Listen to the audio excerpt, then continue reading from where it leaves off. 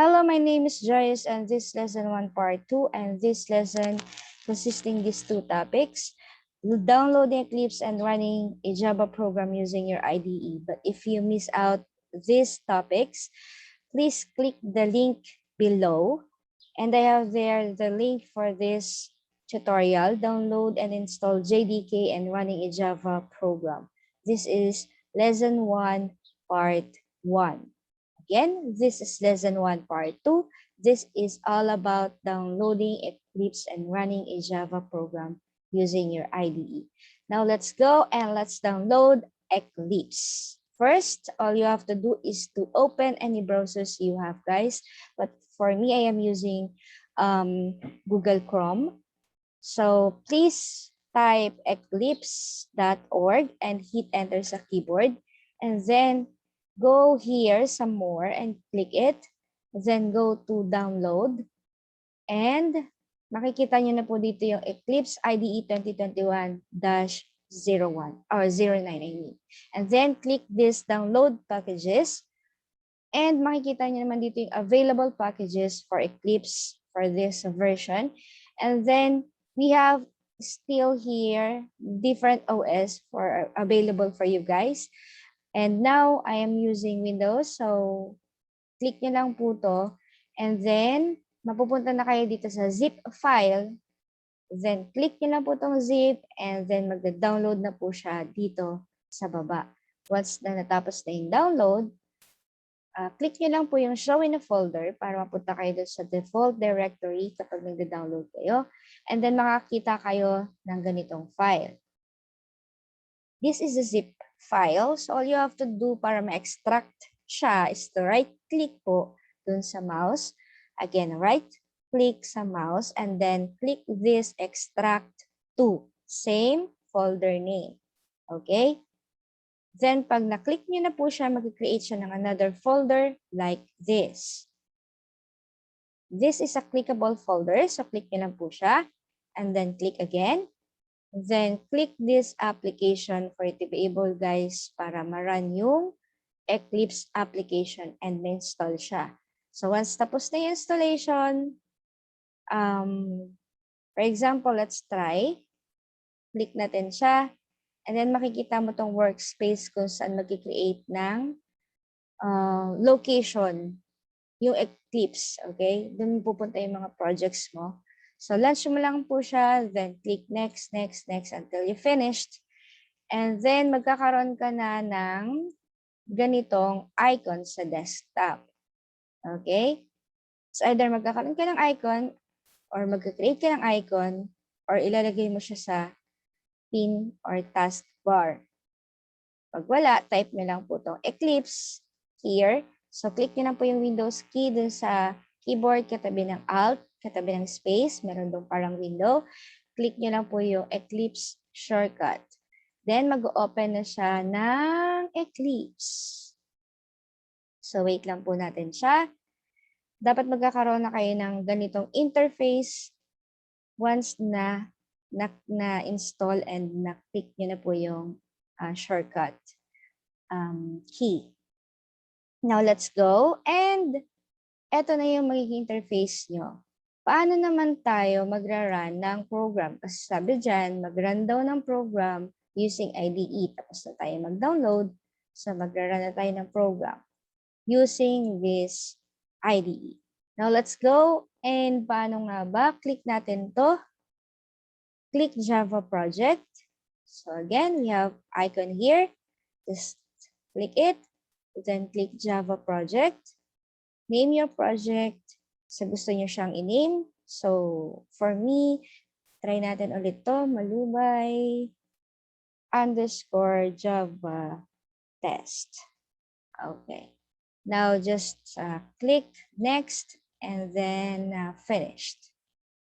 And then click this generate comments and then click create. There you go. Andito na po yung close natin to. Andito na po yung project natin, malubay _Java test. So, para makakreate tayo ng file, just click this icon para mag-drop down siya. And then meron ditong sources. Right-click lang po sa mouse again. And then click New and click Class. Now, ano naman yung ipapangalan natin na class dun sa file natin?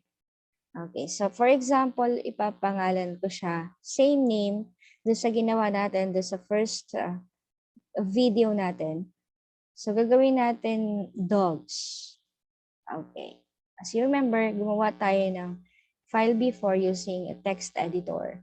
And nag-create tayo dun ng class na dogs. So, same way, ganun din yung gagawin natin. Finished. And then, nagkaroon tayo ng public class dogs. And meron tayong package or project na ang pangalan is malubay_java test. So, try natin ulit. Ano nang sunod pagkatapos ng class or yung main class natin? Maglalagay tayo ng public static void main. And then, sa loob nun, ilalagay natin is string args or arguments, then square brackets. Then next is mag-output tayo ng hello world. So, dapat ang lalagay natin is system.out.println, open, close, parentheses, and then semicolon. Then, dahil string siya, make sure na meron siyang nasa loob siya ng double quotation. Then, click lang, type tayo. Lagyan natin is hello world. Then, hit save or Control S, or you can run this program. Para ma-run natin siya, click lang tong icon na to. And then, makikita na natin yung outputs baba sa console natin. So, ganun lang siya kadali. Mas madali dito unlike sa paggamit ng CMD. Kasi kailangan mo pang i-compile yung project. Kailangan mo pang pumunta dun sa loob ng project bago mo ma-run itong program na to or yung program mo. So, pag meron kayo IDE like Eclipse, mas madali na siya. Kasi mag-create ka lang ng project, click nyo lang tong icon na to, then click Java project, name anything you want. For example, test_Java. Again, I will walk through you to this tutorial again. Click next and then finished. Mag-create tayo ng module main. Okay, so click nyo lang po itong generate comments. Then click again to create. And then nagkaroon na kayo ng project here or module main. Like this one, doon sa una natin ginawa. And again, paano tayo mag-create ng class? Punta po kayo sa sources. So, click lang this icon and click this icon again para mapunta kayo dito sa sources. Right-click sa mouse, click new, and then click class. Mag-create na tayo ng class. For example, again, lagyan naman natin is cats. And click finished. So, nagkaroon na tayo ng cats na class. And we have here this package test_Java. Okay, now let's go and print out ulit natin. Do not forget yung public static void main. Open close parentheses and curly braces. Then type natin dito is string arguments or args. And then magpi-print out tayo ng something para mag-show dito sa console. Kasi pag nira natin siya, wala siyang i-output kasi wala pa naman tayo nilalagay na statement. So, lagyan natin system.out.println and then type naman natin dito is thank you for watching. There you go. And click this run. And makikita na natin yung gusto nating i-output ng program natin. Thank you for watching. Okay? If you want to print out something, just type system.out to print out something. And this print line means anything after this statement, mag-create siya ng new line. Okay? Mag-print out siya ng something below. Okay?